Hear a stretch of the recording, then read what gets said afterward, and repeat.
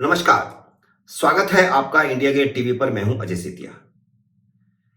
मित्रों, द्रौपदी मुर्मू देश की पहली महिला आदिवासी राष्ट्रपति चुन ली गई है।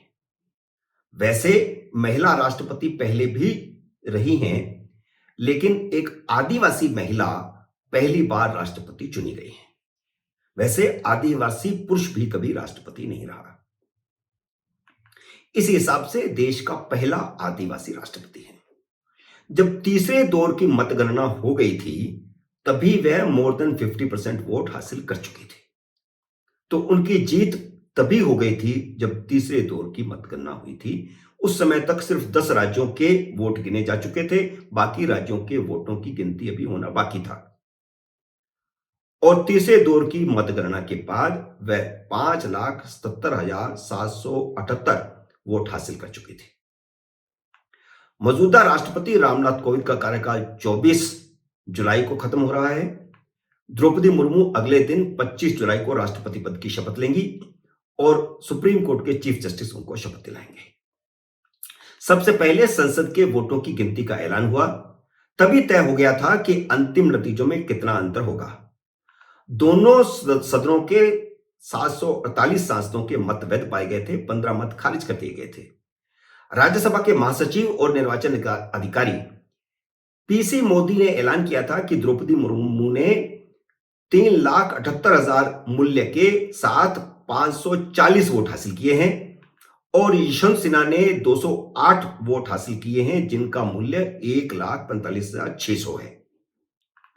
हालांकि यह रिकॉर्ड जीत नहीं है, लेकिन संसद में ही यह 2/3 बहुमत से ज्यादा था। अब इससे यह भी तय हो गया है कि नरेंद्र मोदी सरकार अगर राष्ट्रपति पद के चुनाव में मिला समर्थन बरकरार रखती है, जिन लोगों ने वोट दिया है उन लोगों को अपने साथ बनाए रखने में कामयाब रहती है, तो वह संविधान संशोधन बिलों को भी पास करवाने की स्थिति में आ गई है। अब तक सबसे ज्यादा वोट हासिल करने का रिकॉर्ड के.आर. नारायणन का है। उन्होंने 1997 में 9,56,000 वोट हासिल किए थे, जबकि उनके मुकाबले पर टी.एन. शेषन को सिर्फ 50,631 वोट मिले थे। इसके बाद दूसरा नंबर एपीजे अब्दुल कलाम का है, जिन्होंने 2002 में 9,23,000 वोट हासिल किए थे।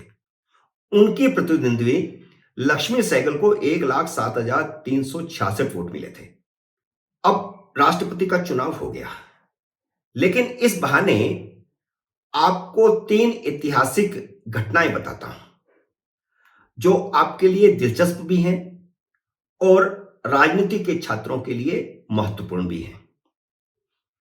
पहले प्रधानमंत्री जवाहरलाल नेहरू पहला और दूसरा राष्ट्रपति अपनी मर्जी का नहीं बनवा सके थे। जवाहरलाल नेहरू सी.आर. राजगोपालाचारी को पहला राष्ट्रपति बनवाना चाहते थे, लेकिन वह ऐसा नहीं कर पाए क्योंकि कांग्रेस ने डॉक्टर राजेंद्र प्रसाद को पहला राष्ट्रपति बनाना तय कर लिया था। जवाहरलाल नेहरू डॉक्टर राजेंद्र प्रसाद के हिंदूवादी विचारों के कारण उन्हें पसंद नहीं करते थे। बाद में वही हुआ जिसकी उन्हें आशंका थी। जब डॉक्टर राजेंद्र प्रसाद ने 1950 में नेहरू की सलाह को दरकिनार करते हुए सोमनाथ मंदिर का उद्घाटन किया। नेहरू नहीं चाहते थे कि राष्ट्रपति पद पर विराजमान देश का पहला नागरिक किसी एक समुदाय का धर्मस्थल का उद्घाटन करे, लेकिन डॉक्टर राजेंद्र प्रसाद ने उनकी सलाह नहीं मानी। नेहरू उस समय प्रधानमंत्री के साथ साथ सूचना प्रसारण मंत्री भी थे।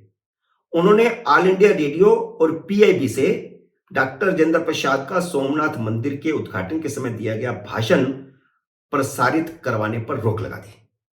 दूसरा विवाद हिंदू कोड बिल के समय हुआ, जब डॉक्टर राजेंद्र प्रसाद ने बिल पर दस्तखत करने से इनकार कर दिया, बिल वापस भी नहीं भेजा। वह चाहते थे कि पहले देश की जनता में इस बिल पर व्यापक चर्चा होनी चाहिए। उन्होंने लोकसभा चुनावों में कांग्रेस की जीत के बाद हिंदू कोड बिल पर दस्तखत किए। डॉक्टर राजेंद्र प्रसाद से नेहरू का तीसरा विवाद तब हुआ जब डॉक्टर राजेंद्र प्रसाद ने 1952 में काशी प्रवास के दौरान कुछ विद्वान पंडितों के प्रति सम्मान प्रकट करने के लिए उनके पांव धोए थे। 1957 में नेहरू तब के उपराष्ट्रपति डॉक्टर राधाकृष्णन को राष्ट्रपति बनवाना चाहते थे, लेकिन कांग्रेस में फिर से डॉक्टर राजेंद्र प्रसाद को दोबारा राष्ट्रपति बनाने पर सहमति बन गई।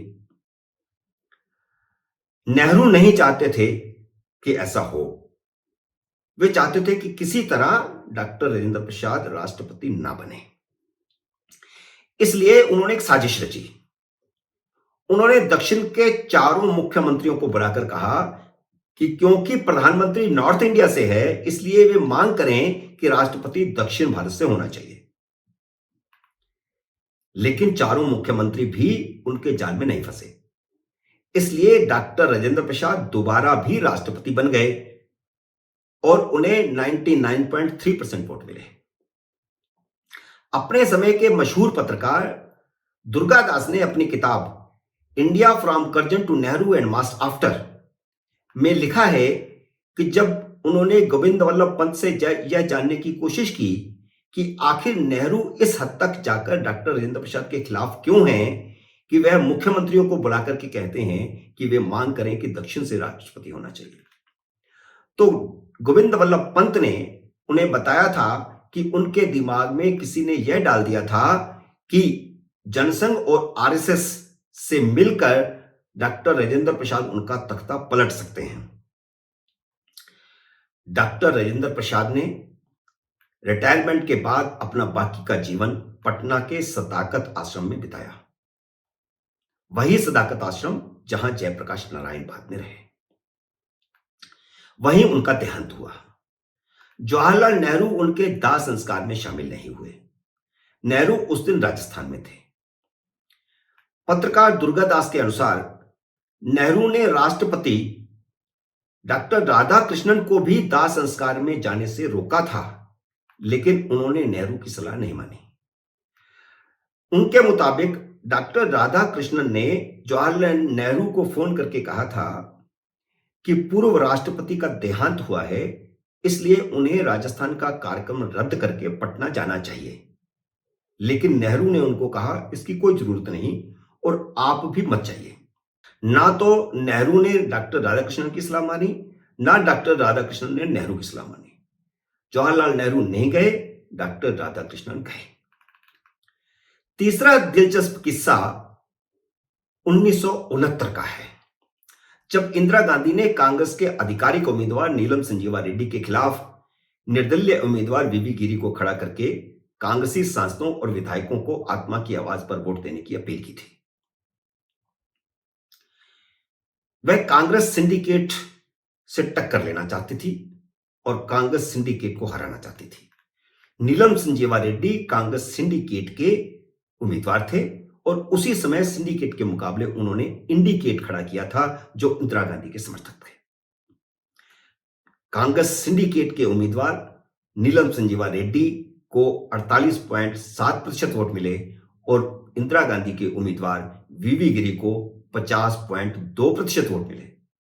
इस तरह 4,20,000 वोट हासिल करके वीवी गिरी जीत गए।